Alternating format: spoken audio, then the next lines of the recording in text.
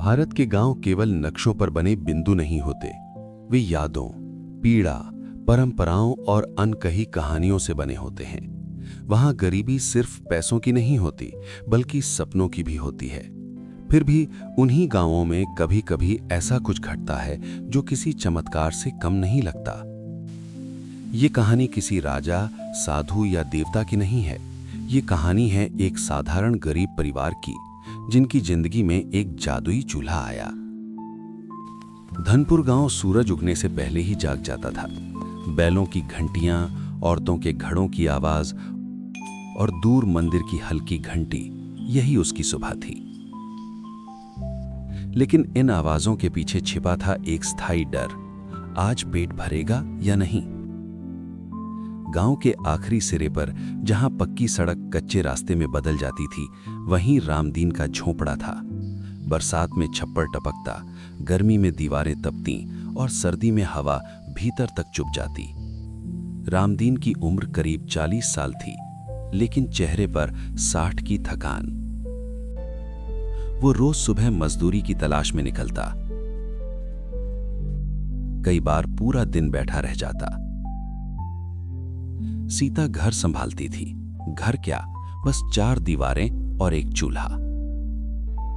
मोहन पढ़ना चाहता था। स्कूल की टूटी किताबें उसे किसी खजाने से कम नहीं लगती थीं।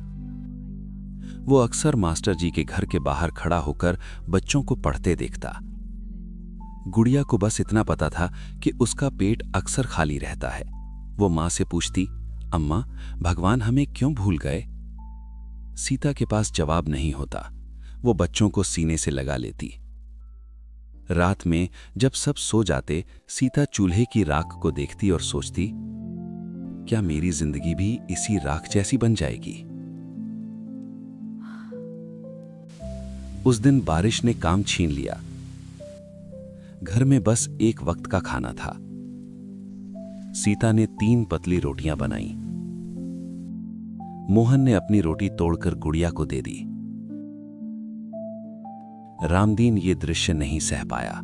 वो बाहर निकल गया। अंधेरे में उसने जोर से कहा, अगर कोई सुन रहा है तो आज सुन लो। उसी रात गांव के बाहर एक बूढ़ा आदमी चलता आया। सुबह से पहले दस्तक हुई। बूढ़े के कंधे पर लकड़ी का चूल्हा था, पुराना, भारी, मगर अजीब सा। पानी मिलेगा? उसने पूछा। सीता ने दिया। बूढ़े ने कहा, यह चूल्हा आग से नहीं, नीयत से जलता है। और वो चला गया। जब चूल्हा जला, धुआं नहीं उठा। रोटियां फूलने लगीं। दाल बढ़ती गई। बच्चे पहली बार पेट भरकर हंसे। सीता रो पड़ी। दिन बीते। चूल्हा रोज जलता, पर दिखावा नहीं करता। खाना कभी कम नहीं पड़ा। रामदीन ने मजदूरी छोड़ छोटी खेती शुरू की। मोहन स्कूल जाने लगा। गुड़िया ने रंगीन कपड़े पहने। गांव में बातें होने लगीं। रामदीन बदल गया है, जरूर कुछ गड़बड़ है।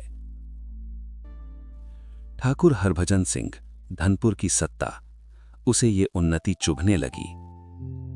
उसने लोगों के मन में जहर घोला। पंचायत बुलाई गई। लोग डर गए। चूल्हे को अशुभ कहा गया। रामदीन अकेला पड़ गया। ठाकुर के घर चूल्हा जलाया गया। आग भड़की, धुआं उठा। खाना जल गया। ठाकुर क्रोधित हुआ। जिस रात पंचायत में चूल्हे को लेकर सबसे बड़ा हंगामा हुआ, उसी रात गांव में भयानक तूफान आया। तेज हवा, मूसलाधार बारिश और चारों तरफ अंधेरा। कच्चे घर कांपने लगे। लोग अपने अपने घरों में दुबक गए। ठाकुर हरभजन सिंह के बड़े पक्के मकान की छत उड़ गई। अनाज के भंडार में पानी भर गया। पहली बार ठाकुर ने अपनी बेबसी को महसूस किया।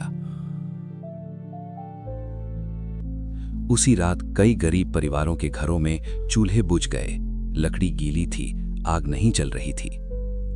रामदीन के घर सीता ने जादुई चूल्हे में गीली लकड़ी रखी। आश्चर्यजनक रूप से आग शांत और स्थिर जल उठी। सीता ने कहा, आज अगर ये आग सिर्फ हमारे लिए जली तो इसका कोई मतलब नहीं। रामदीन ने पहली बार फैसला लिया, बिना डर के। उस तूफानी रात रामदीन और सीता ने चूल्हे को आंगन में रखा। आसपास के लोग जिनके घरों में आग नहीं जल पा रही थी, धीरे धीरे इकट्ठा होने लगे। किसी ने लकड़ी दी, किसी ने अनाज। चूल्हा जलता रहा, रोटियां बनती रहीं, दाल उबलती रही। उस रात पूरे गांव ने पहली बार एक साथ खाना खाया। अमीर गरीब, ऊंच नीच, सबका भेद मिट गया।